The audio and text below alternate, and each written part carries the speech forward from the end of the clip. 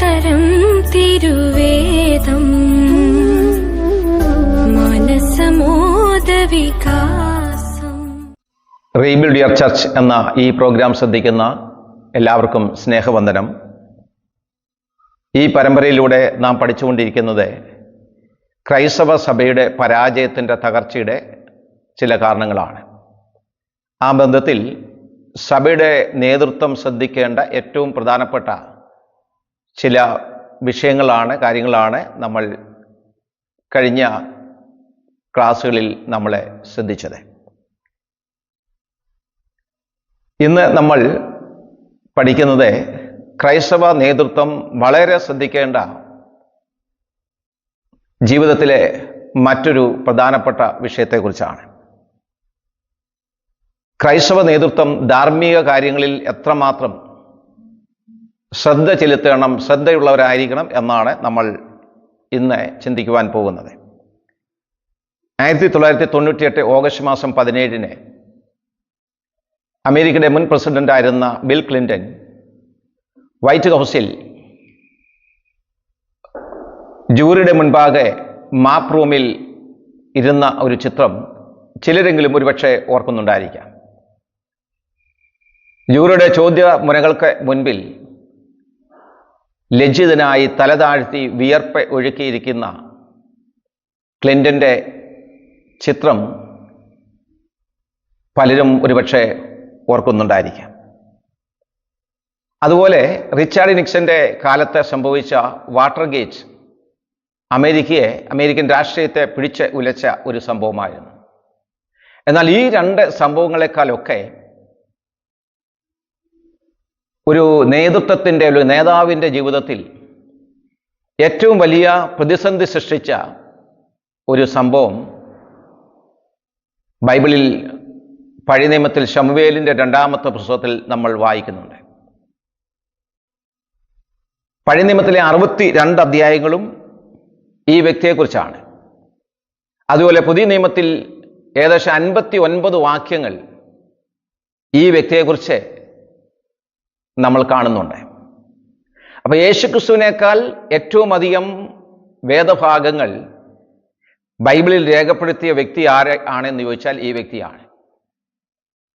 Israel സൈന്യം പൂർണ്ണമായും നേരിടുവാൻ വളരെ ഭയപ്പെട്ട ഒരു വ്യക്തിയായിരുന്നു ഗോലിയാത്ത്. ആ ഗോലിയാത്ത് എന്ന ആ മല്ലനെ ഒരു കല്ലുകൊണ്ട് മാത്രം കൊന്ന് അദ്ദേഹത്തിൻ്റെ ജീവനെടുത്ത ഒരു യുവാവെ, 17 വയസ്സുള്ള ഒരു യുവാവെ, ദാവീദായിരുന്നു അദ്ദേഹം. ഈ മല്ലനെ കൊന്ന ശേഷം അദ്ദേഹം ഇസ്രായേലിലേക്ക് വന്നപ്പോൾ, രാജകൊട്ടാരത്തിലേക്ക് വന്ന സന്ദർഭത്തിൽ ഇസ്രായേൽ പട്ടണങ്ങളിലെ സ്ത്രീകൾ എല്ലാവരും ഒരുമിച്ച് പാടിയ ഒരു മനോഹരമായൊരു പാട്ടുണ്ട്. ശൗൽ 1000 കൊന്നു, ദാവീദോ 10,000 കൊന്നു. ഒരു ഇടയനായിരുന്ന ഒരു മനുഷ്യൻ, ഒരു യുവാവെ രാജ്യത്വത്തിലേക്ക് വലിയൊരു രാജ്യത്തിൻ്റെ രാജാവായി, ഇസ്രായേലിൻ്റെ 2-ാമത്തെ രാജാവായി പ്രതിഷ്ഠിക്കപ്പെടുകയുണ്ടായി. പക്ഷേ ദാവീദിനെ സംബന്ധിച്ച് നമ്മൾ വായിക്കുന്നത് ദാവീദിൻ്റെ ഉയർച്ച പടിപടിയായിട്ടായിരുന്നു. ദാവീദ് എവിടെയൊക്കെ എത്തിയോ അവിടെയെല്ലാം ദൈവം ദാവീദിന് ജയം നൽകി എന്ന് നമ്മൾ വായിക്കുന്നുണ്ട്. ആർട്ടി കെൻഡലിൻ്റെ the man after God's own heart എന്ന വളരെ മനോഹരമായ ഒരു പുസ്തകമുണ്ട്. ആ പുസ്തകത്തിൽ 2 ശമൂവേൽ 11-ാം അധ്യായത്തിൻ്റെ തലക്കെട്ട് ടൈറ്റിൽ എന്ന് പറയുന്നത് ഇങ്ങനെയാണ്: the water gate of 1000 BC. BC 1000 water gate എന്നാണ് ആർട്ടി കെൻഡൽ 2 ശമൂവേൽ 11-ാം അധ്യായത്തെ വിശേഷിപ്പിച്ചത്. ഞാൻ വായിച്ച വളരെ മനോഹരമായ ഒരു പുസ്തകമാണ് ദി സ്റ്റെയിൻ ദാറ്റ് സ്റ്റേയ്സ്, മായാത്ത കറ. ഏത് ഡിറ്റർജൻറ്റ് കൊണ്ട് അലക്കിയാലും ഈ കറയെ മായ്ക്കുവാൻ കഴിയില്ല. അതാണ് ജോൺ എച്ച് ആംസ്ട്രോങ് എന്ന ആ എഴുത്തുകാരൻ ദി സ്റ്റെയിൻ ദാറ്റ് സ്റ്റേയ്സ് എന്ന മായാത്ത കറ എന്ന ആ പുസ്തകത്തിൽ വിവരിക്കുന്നത്. ക്രൈസ്തവ സഭയുടെ നേതാക്കന്മാരുടെ ജീവിതത്തിൽ സംഭവിച്ച ലൈംഗിക പാപങ്ങൾ, ധാർമ്മികമായ തകർച്ചകൾ, അതിനെതിരെയുള്ള സഭയുടെ പ്രതികരണം, അതാണ് ആ പുസ്തകത്തിൻ്റെ ഉള്ളടക്കം എന്ന് പറയുന്നത്. ഒരു കാര്യം നമ്മൾ ഓർക്കേണ്ടത് ആവശ്യമാണ്. ഒരു വ്യക്തിയുടെ, ഒരു ശുശ്രൂഷകൻ്റെ, ഒരു നേതാവിൻ്റെ ശുശ്രൂഷയിലെ ഉയരം കൂടും തോറും അദ്ദേഹത്തിൻ്റെ വീഴ്ചയുടെ ആക്കം അല്ലെങ്കിൽ ശക്തി കൂടും എന്നുള്ളത് നാം മനസ്സിലാക്കിയിരിക്കണം. അതാണ് ദാവീദിൻ്റെ വീഴ്ചയിൽ നിന്നും നമ്മൾ പഠിക്കുന്നത്. ഒന്ന് ഇസ്രായേലിൻ്റെ രാജാവാണ്, മറ്റൊന്ന് ഒരു ഇടയനായിരുന്ന ഒരു വ്യക്തിയെ കർത്താവിൻ്റെ ഉപമകളുടെ അടിസ്ഥാനത്തിൽ പറയുകയാണെങ്കിൽ 11-ാമത്തെ മണി നേരത്തെ ഈ ഇസ്രായേലിൻ്റെ രാജാവായി അഭിഷേകം ചെയ്യപ്പെട്ട തൻ്റെ സഹോദരന്മാരെ ഒക്കെ കഴിഞ്ഞ് അതിനുശേഷം ശമൂവേൽ കണ്ടെത്തുന്ന ഒരു വ്യക്തിയാണ് ഈ രാജാവായ ദാവീദ്. ദൈവത്തിൻ്റെ ഹൃദയപ്രകാരമുള്ള, ദൈവത്തിന് ബോധിച്ച മനുഷ്യനായിരുന്നു ഈ ദാവീദ്.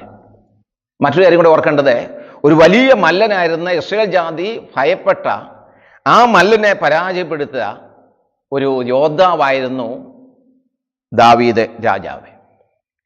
അപ്പം ആ ദാവീദിൻ്റെ വീഴ്ച, ധാർമ്മികമായ ആ പതനം അദ്ദേഹത്തിൻ്റെ കരിയറിനെ എത്രമാത്രം ബാധിച്ചു എന്നുള്ളത് നമ്മൾ 2 ശമൂവേൽ 11-ാം അധ്യായം പഠിക്കുമ്പോൾ നമുക്ക് കാണാൻ കഴിയും.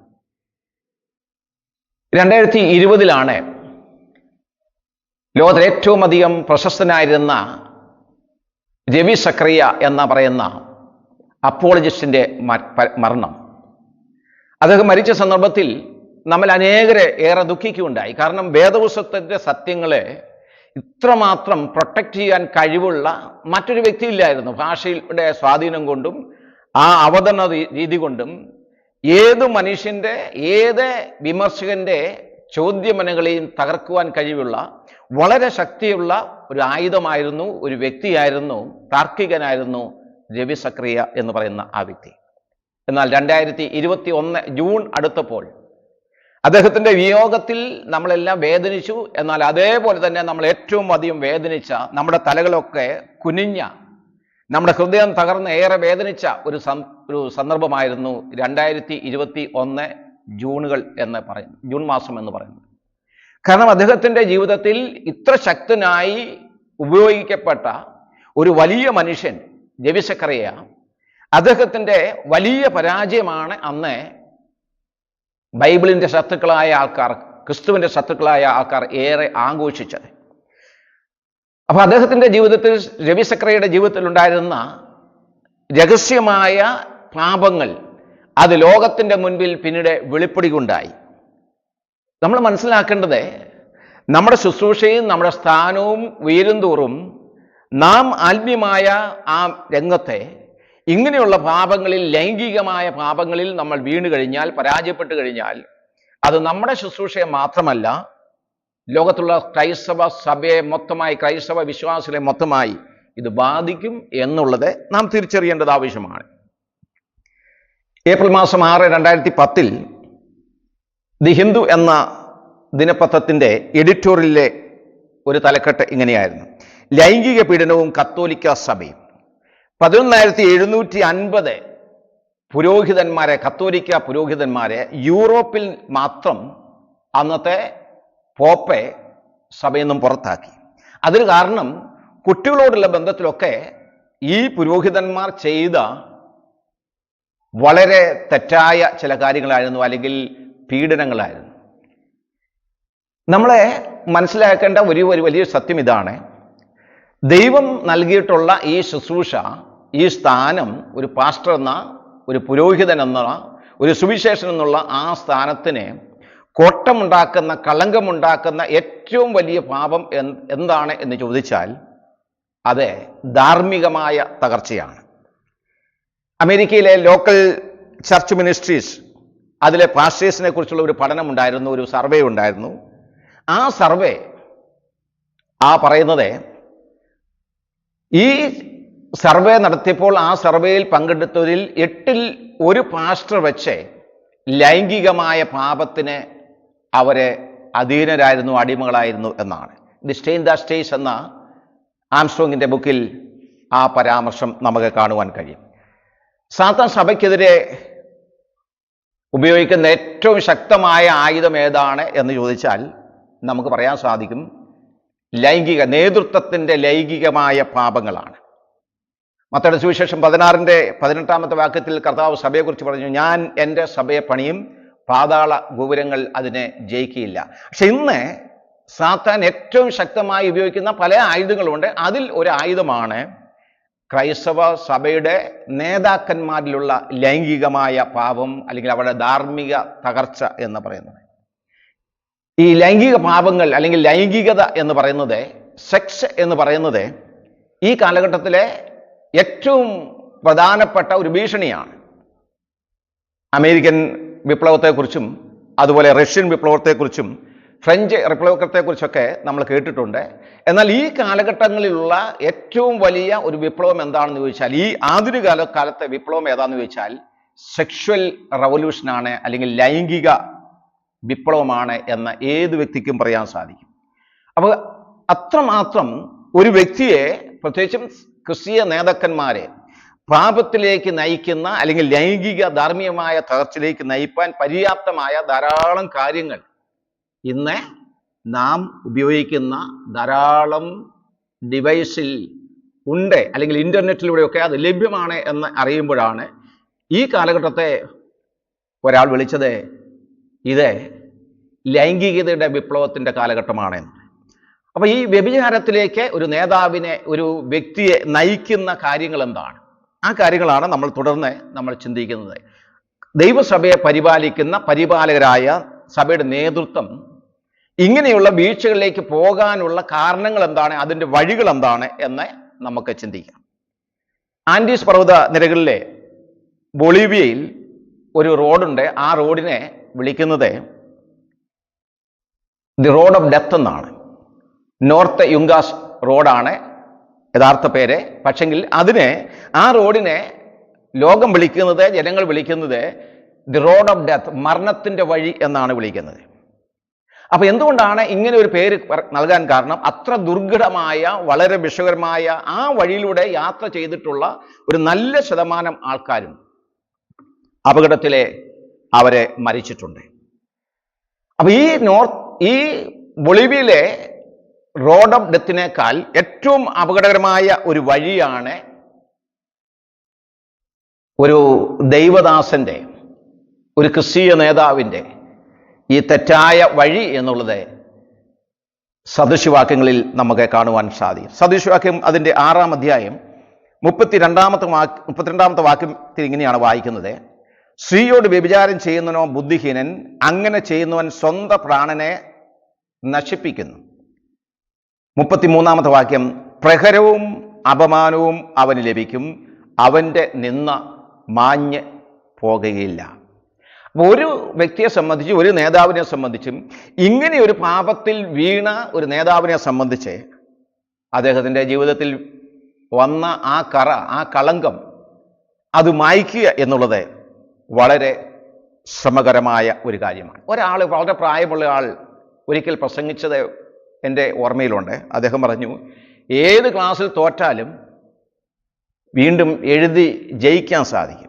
എന്നാൽ ഈ ക്ലാസ്സിൽ അദ്ദേഹം പറഞ്ഞിങ്ങനെയാണ്, 7-ാമത്തെ ക്ലാസ്സിൽ, അതായത് 7-ാമത്തെ കൽപ്പന, വ്യഭിചാരം ചെയ്യരുത്, ആ കൽപ്പന ലംഘിച്ചാൽ, ആ ക്ലാസ്സിൽ തോറ്റു കഴിഞ്ഞാൽ എത്ര എഴുതിയാലും പിന്നീട് ജയിക്കുവാൻ സാധ്യത കുറവാണ്. ഡി.എൽ. മൂഡി ഈ പാപത്തെക്കുറിച്ച്, ലൈംഗിക പാപത്തെക്കുറിച്ച്, ധാർമ്മികമായ തകർച്ചയെക്കുറിച്ച് പറഞ്ഞ ഒരു വാക്ക്, ഒരു പ്രസ്താവന ഇങ്ങനെയാണ്: വ്യഭിചാരം ഒരുവന്റെ സകല ഭാവിയെയും ചുട്ട് എരിച്ചു കളയുന്ന തീയാണ്. ആത്മീയ രംഗത്തെ വളരെ പ്രയോജനപ്പെടേണ്ട അനേക ദൈവദാസന്മാർ, അനേക പാസ്റ്റേഴ്സ്, അനേക ലീഡേഴ്സ്, അവർ വീണു പോയത് പ്രയോജനമില്ലാതെ അവരൊക്കെ പിന്നിലേക്ക് മാറ്റപ്പെട്ടതിൻ്റെ ഒരു പ്രധാനപ്പെട്ട കാരണം അവരുടെ ജീവിതത്തിലെ ഈ രഹസ്യ പാപമായിരുന്നു. അനേക സുവിശേഷന്മാർ, അനേകം പുരോഹിതന്മാരായ വ്യക്തികൾ, അവരൊക്കെ ശുശ്രൂഷ രംഗത്തും മാറി നിൽക്കുകയും ലോകത്തിൻ്റെ മുൻപിൽ ഏറ്റവും അധികം സഭയ്ക്ക് കളങ്കമുണ്ടാക്കുകയും ചെയ്ത ഒരു വിഷയം എന്ന് പറയുന്നത് ധാർമ്മികമായ ഈ വലിയ പാപമാണ്. അമേരിക്കയുടെ സുവിശേഷ സഭകളിൽ ഏറ്റവും പ്രശസ്തനായിരുന്ന രണ്ട് വ്യക്തികളായിരുന്നു ജെം ബേക്കറും അതുപോലെ ജിമ്മി സ്വാഗട്ടും. അപ്പോൾ ഈ രണ്ടുപേരും അവരെ ശുശ്രൂഷയിൽ നിന്ന് മാറ്റപ്പെടുക മാത്രമല്ല, ലോകത്തിൻ്റെ മുമ്പിൽ ഏറ്റവും അധികം അപമാനിക്കപ്പെട്ട ഒരു കാര്യം അവരുടെ ജീവിതത്തിൽ വന്ന ഈ പരാജയമായിരുന്നു. സദൃശവാക്യം 6-ാം അധ്യായത്തിൽ നമ്മൾ വായിച്ചത് അതാണ്. ഈ പാപം, ഈ കളങ്കം ഒരിക്കലും മായ്ക്കുവാൻ കഴിയുകയില്ല. ഒരാൾ പറഞ്ഞ വാക്കിങ്ങനെയാണ്, വ്യഭിചാരത്തിൻ്റെ മാതാവാണ് മോഹം. ദാവീദിൻ്റെ പരാജയത്തിൻ്റെ ആരംഭം അവിടുന്നാണ്. യാക്കോബിൻ്റെ ലേഖനം 1-ാം അധ്യായം അതിൻ്റെ 14-ാമത്തെ വാക്യത്തിൽ നമ്മളിങ്ങനെ വായിക്കുന്നുണ്ട്, ഓരോരുത്തൻ പരീക്ഷിക്കപ്പെടുന്നത് സ്വന്തം മോഹത്താൽ ആകർഷിച്ച് വശീകരിക്കപ്പെടുക ആകുന്നു. ഗുരുത്വാകർഷണത്തെക്കാൾ ഏറ്റവും ശക്തിയുള്ള ഒരു ആകർഷണ ശക്തിയാണ് മോഹം എന്ന് പറയുന്നത്. ഉൽപ്പത്തി പുസ്തകം 3-ാം അധ്യായത്തിൽ ഹൗവയുടെ പാപത്തെക്കുറിച്ച് നമ്മൾ വായിക്കുന്നുണ്ട്. ആ പഴം കാണുവാൻ നല്ലതായിരുന്നു, കാരണം അവളെ മോഹിപ്പിക്കുന്ന ഒരു പ്രത്യേകത, വശ്യ ശക്തി ആ പഴത്തിന് ഉണ്ടായിരുന്നു. അപ്പൊ ഇന്നും അനേക ആൾക്കാർ, അനേക ദൈവദാസന്മാർ ഈ ദാവീദ് വീണതുപോലെ, ബത്ശേബയുടെ സൗന്ദര്യത്തിൻ്റെ മുൻപിൽ വീണതുപോലെ അനേക നേതാക്കന്മാർ ഈ മേഖലയിൽ പരാജയപ്പെടുന്നത് നമുക്ക് കാണുവാൻ കഴിയും. ലോകമെന്ന മായച്ചന്തയിലാണ് ഓരോ ക്രൈസ്തവ നേതാവും ജീവിക്കുന്നത്. ഇത് ക്രൈസ്തവ നേതാക്കന്മാർ ഏറെ ശ്രദ്ധിക്കേണ്ടത് ഏറ്റവും ആവശ്യമാണ്. ജോൺ ബെനിൻ്റെ പരദേശി മോക്ഷയാത്ര എന്ന പുസ്തകത്തിൽ അപ്പല്ലുവൻ, അതായത് സാത്താൻ്റെ പ്രതീകമായിട്ടുള്ള അപ്പല്ലുവൻ, ഈ പരദേശിയെ മായച്ചന്തയിലേക്ക് കൊണ്ടുപോകുന്ന ഒരു രംഗം നമുക്ക് കാണുവാൻ കഴിയുന്നുണ്ട്. അപ്പോൾ ലോകമാകുന്ന മായച്ചന്തയിലാണ് ഓരോ പാസ്റ്റർമാരും, ഓരോ സുവിശേഷന്മാരും, ഉപദേശിമാരും, ഓരോ അച്ഛന്മാരും, പുരോഹിതന്മാരും ഒക്കെ ജീവിക്കുന്നത്. അപ്പം അങ്ങനെയുള്ള ഒരു കാലഘട്ടം, ലൈംഗികത ഏറ്റവും വർദ്ധിച്ചിട്ടുള്ള ഒരു കാലഘട്ടത്തിൽ വളരെ സൂക്ഷ്മതയോടെ നാം ജീവിക്കുന്നില്ല എങ്കിൽ, എൻ്റെ ഹൃദയപ്രകാരം ഉള്ളവൻ എന്ന് ദൈവം വിശേഷിപ്പിച്ച ദാവീദ് വീണുപോയി എങ്കിൽ ഇതേ പരാജയം നമ്മുടെയൊക്കെ ജീവിതത്തിൽ ഉണ്ടാകാനുള്ള വലിയ സാധ്യതയുണ്ട്. അത് മാത്രമല്ല, ഈ കാലഘട്ടത്തിൻ്റെ ചില പ്രത്യേകതകൾ കൂടെ ശ്രദ്ധിക്കുമ്പോൾ നമ്മളെ ഈ കാലഘട്ടത്തിൽ ഇറങ്ങുന്ന പല പുസ്തകങ്ങളും അതുപോലെ പല നിന്നുള്ള മെസ്സേജുകളൊക്കെ ശ്രദ്ധിക്കുകയാണെങ്കിൽ, ആ മെസ്സേജുകളൊക്കെ ഈ ലോകത്തിൽ നമ്മെ പാപത്തിലേക്ക്, അല്ലെങ്കിൽ ഇങ്ങനെയുള്ള നാം ചിന്തിച്ച ഈ പാപത്തിലേക്ക് വീഴ്ത്തുവാൻ പര്യാപ്തമായിട്ടുള്ളതാണ്. ഞാൻ പരിശോധിച്ചപ്പോൾ ടൈംസ് ഓഫ് ഇന്ത്യയുടെ മാർച്ച് മാസം 23, 2021 വന്ന ഒരു റൈറ്റപ്പ് ഇങ്ങനെയായിരുന്നു. അതിൻ്റെ തലക്കെട്ട് ഇങ്ങനെയാണ്, seduction techniques that will help you win any man you desire. സ്ത്രീകളോടുള്ള ബന്ധത്തിലാണ്.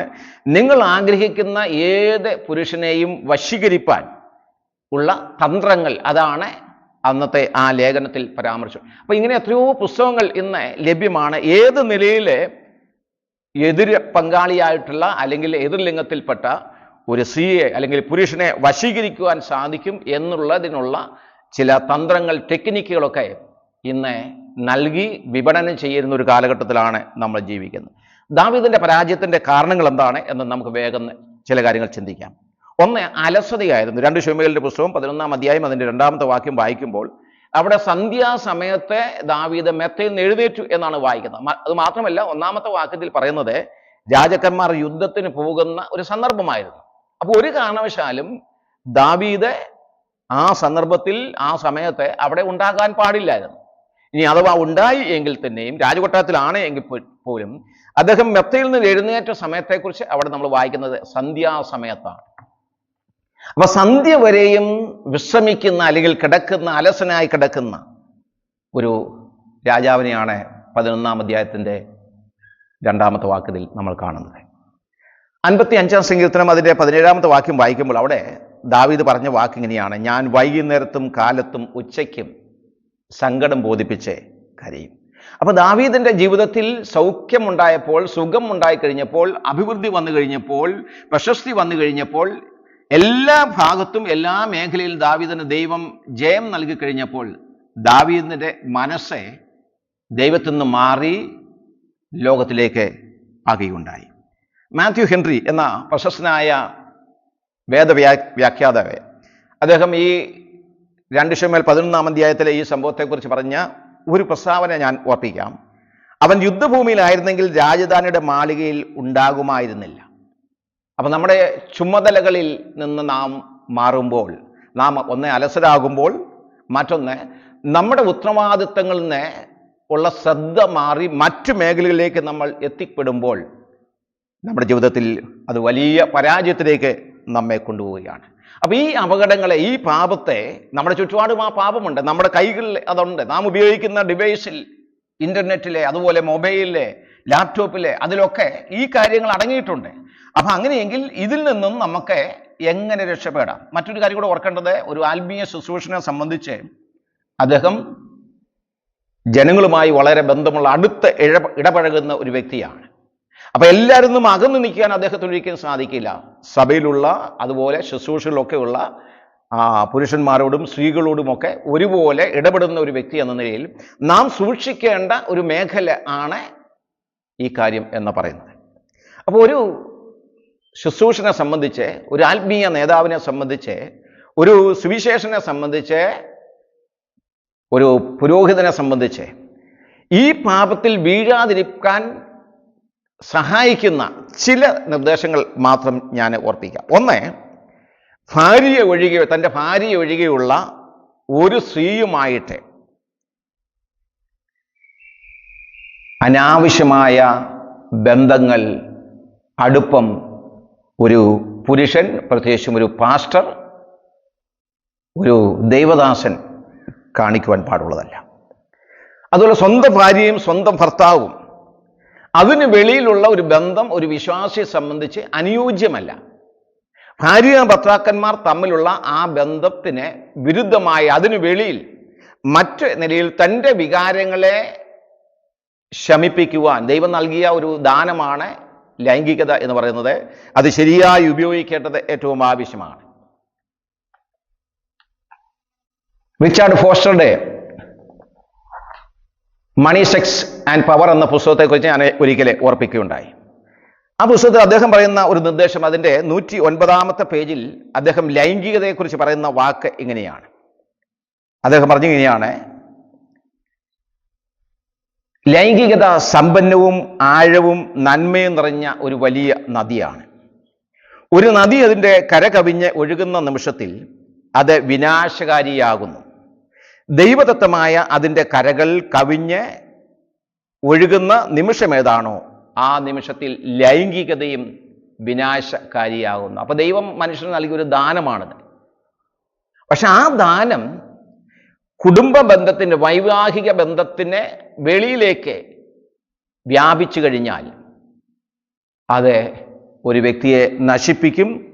ഇത് ഓരോ ശുശ്രൂഷകന്മാരും ഓരോ സഭയുടെ നേതാക്കന്മാരും ശ്രദ്ധിക്കേണ്ടത് ഏറ്റവും ആവശ്യമാണ്. അപ്പോൾ എങ്ങനെ നമുക്കൊരു മടങ്ങിവരവ് സാധ്യമാണ്? അതിന് നാം ചെയ്യേണ്ടത്, ഒന്ന്, നാം അനുതാപത്തോടു കൂടിയ ഒരു മാനസാന്തരം നമുക്ക് ആവശ്യമാണ്. 101 സങ്കീർത്തനം അതിൻ്റെ 2-3 വാക്യങ്ങളിൽ ദാവീദ് ജീവിതത്തിൽ വന്ന വലിയ വിപത്ത്, വലിയ പരാജയത്തെ ഓർത്തുകൊണ്ടായിരിക്കാം ദാവീദ് എഴുതുന്നത് നമ്മൾ വായിക്കുന്നുണ്ട്. ഞാൻ എൻ്റെ വീട്ടിൽ നിഷ്കളങ്ക ഹൃദയത്തോടെ പെരുമാറും, ഞാൻ ഒരു നീചകാര്യം എൻ്റെ കണ്ണിന് മുൻപിൽ വയ്ക്കുകയില്ല.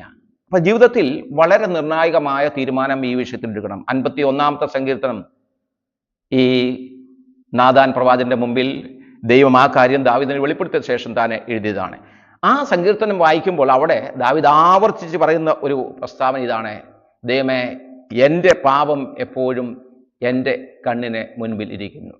നമ്മൾ സദൃശവാക്യങ്ങളിൽ വായിക്കുന്നുണ്ട്, തൻ്റെ ലംഘനത്തെ മറക്കുന്നവനെ ശുഭം വരികയില്ല, അവയെ ഏറ്റുപറഞ്ഞ് ഉപേക്ഷിക്കുന്നതിനോ കരുണ ലഭിക്കും. അപ്പൊ ദൈവത്തിൻ്റെ ദാസൻ, ദൈവിക നേതാക്കന്മാർ, നേതൃത്വം വഹിക്കുന്ന സഭയിലെ നേതാക്കന്മാർ, അവിടെ ജീവിതത്തിൽ പാപത്തെക്കുറിച്ച് ഒരു അനുതാപം ഉണ്ടാകണം, ഒരു മാനസാന്തരം ഉണ്ടാകണം, ഒരു മടങ്ങിവരവ് ഏറ്റവും ആവശ്യമാണ്.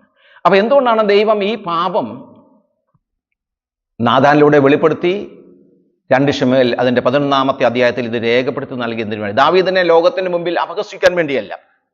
അപ്പൊ ഇത് നമ്മുടെ ഒരു ബുദ്ധി ഉപദേശത്തിന് വേണ്ടിയാണ്. ഈ കാലഘട്ടത്തിൽ ജീവിക്കുന്ന നമ്മെ സംബന്ധിച്ച് ദൈവസഭയെ പരിപാലിക്കുന്ന സഭയുടെ നേതൃത്വത്തിലുള്ള വിവിധമായ ആത്മീയ ശുശ്രൂഷകൾക്ക് നേതൃത്വം വഹിക്കുന്ന നാം വീഴാതിരിക്കാൻ വേണ്ടിയാണ് ഈ കാര്യങ്ങളൊക്കെ നമുക്ക് നൽകിയത്, രേഖപ്പെടുത്തി നൽകിയത് എന്നുള്ളത് നാം ഓർക്കേണ്ടത് ഏറ്റവും ആവശ്യമാണ്. ഡോക്ടർ റാറ്റി വില്യംസ് യുവ ശുശ്രൂഷകന്മാർക്ക് അവരെ നിയമിക്കുമ്പോൾ, ശുശ്രൂഷയിലേക്ക് നിയമിക്കുമ്പോൾ അദ്ദേഹം അവരോട് പറയുന്ന 2 പ്രധാനപ്പെട്ട കാര്യങ്ങളെ നിങ്ങളുടെ ശുശ്രൂഷയിൽ ഒരു യുവാവ് എന്ന നിലയിൽ, ഒരു യുവ സുവിശേഷൻ എന്ന നിലയിൽ നിങ്ങൾ ഏറെ ശ്രദ്ധിക്കേണ്ട 2 മേഖലയെക്കുറിച്ച് അദ്ദേഹം പറയാറുണ്ട്. അത് ഒന്ന് പെണ്ണാണ്, മറ്റൊന്ന് പണമാണ്. അപ്പം മണിയും സെക്സും ഈ കാലഘട്ടത്തിൽ അനേക നേതാക്കന്മാരെ ലോകത്തിൻ്റെ മുൻപിൽ അവിടെ ശിരസുകളെ കുനിക്കുന്ന, അവരെ ഏറ്റവും അധികം ലജ്ജാപാത്രങ്ങളാക്കി മാറ്റിയിട്ടുള്ള 2 പ്രധാനപ്പെട്ട മേഖലയാണ് ധനവും അതുപോലെ ലൈംഗികതയും എന്ന് പറയുന്നത്. അപ്പോൾ ഇങ്ങനെയുള്ള സംഭവങ്ങൾ ഉണ്ടാകുമ്പോൾ അതിൽ നിന്നൊക്കെ വ്യത്യസ്തനായ വ്യക്തികളെ സംബന്ധിച്ച് അവരെ അഭിമാനിക്കുകയില്ല, അതിൽ സന്തോഷിക്കുകയില്ല.